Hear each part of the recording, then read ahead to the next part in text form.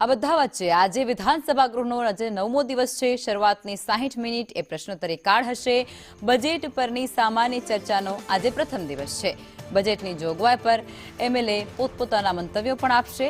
રાજ્યની આર્થિક સ્થિતિ પર એમએલએ ખાસ મંતવ્યો આપવાના છે અને કયા વિભાગને કયા પ્રશ્નો પૂછાઈ શકે, જેમાં સામાન્ય વહીવટ અને ગૃહ સાથે જ ઉર્જા અને પેટ્રોકેમિકલ સાથે બંદરોને લઈને પણ પ્રશ્ન પૂછાઈ શકે છે।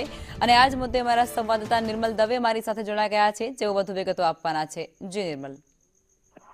જી, કુલ 11 વિભાગના પ્રશ્નોત્તરી આજ રોજ વિધાનસભા ગૃહની અંદર યોજાવાની છે। વિધાનસભા ગૃહનો 9મો દિવસ છે અને બપોરે 12 વાગે આ ગૃહની સામાન્ય કામગીરી શરૂ થવાની છે। શરૂઆતની 60 મિનિટ દરમિયાન પ્રશ્નોત્તરી કાળ યોજાશે, જેમાં અલગ અલગ 11 વિભાગના પ્રશ્નો કરવામાં આવશે। અલગ અલગ સભ્યો પોતાના પ્રશ્નો પૂછશે કે જેનો જવાબ અલગ અલગ વિભાગના સંબંધિત મંત્રી છે તે આપશે।